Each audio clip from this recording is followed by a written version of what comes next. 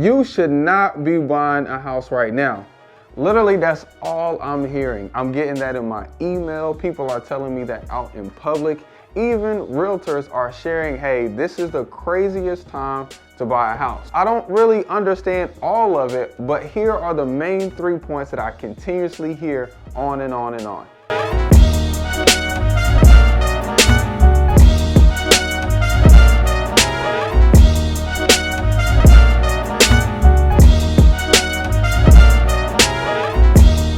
Number one, that interest rates are crazy. Now, 3 years ago, we saw an all-time low of interest rates being 2.5% and 3% fixed. Now, at that time, that allowed the market to get money easily, which drove prices up. Now, since then, prices have almost doubled and tripled in some markets, that the Fed has started to increase the rates. Now, an average residential, which are typically the best interest rates when it comes to loans and mortgages, the average interest rate is now 7.25%. Okay, now for investors, it's almost an average of 10% or more. And realistically, what this does is it's supposed to slow down the growth of the market.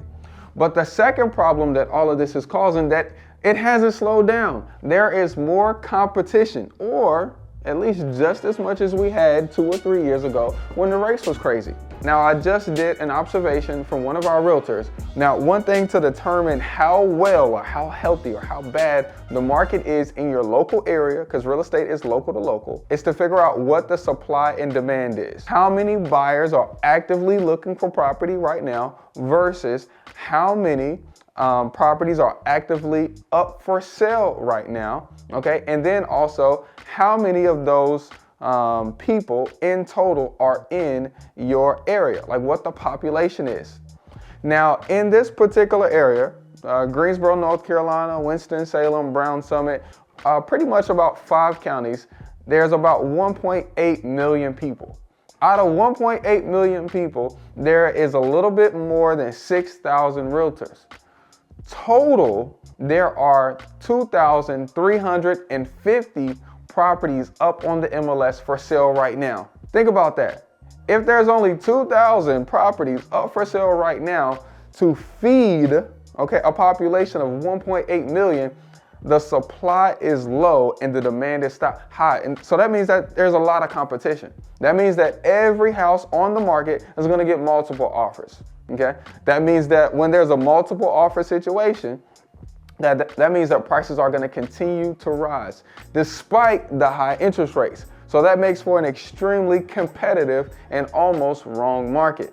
Now, with the high interest rates and the prices continuing to go higher, that makes the cash flow for real estate investors even less. High prices, high interest rate means high monthly payments.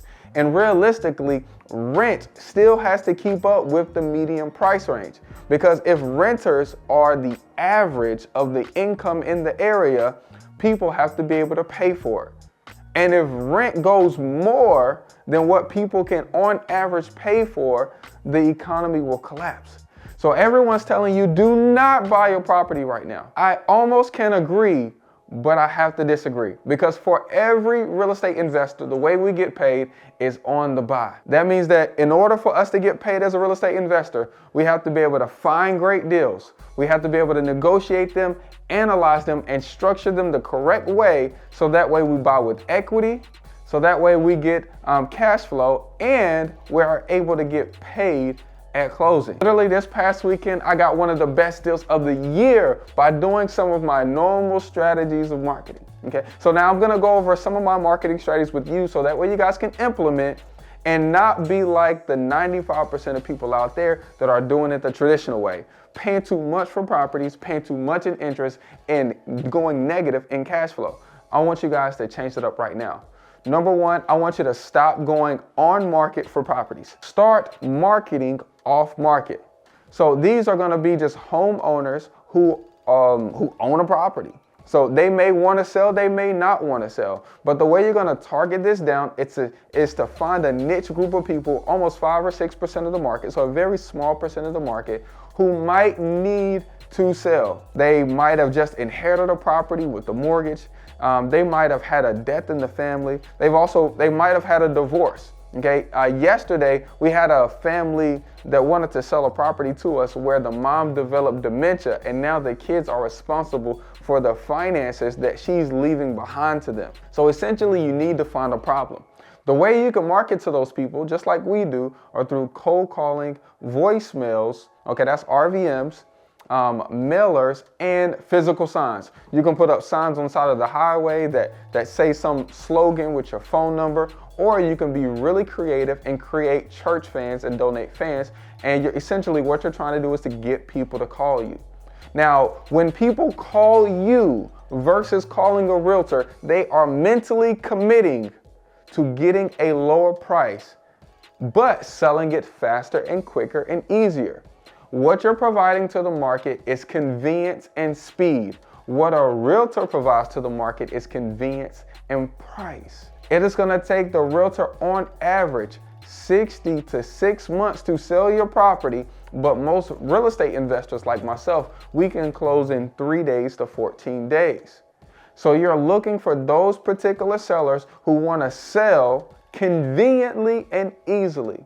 Now, if you want to know how I found a property that I was able to buy at almost 80% off, I'm going to leave this video right here that goes into a little bit more detail about who do we call and what do we say to those people. Until then, go ahead and like and subscribe, and we'll see you guys on the next one. Peace.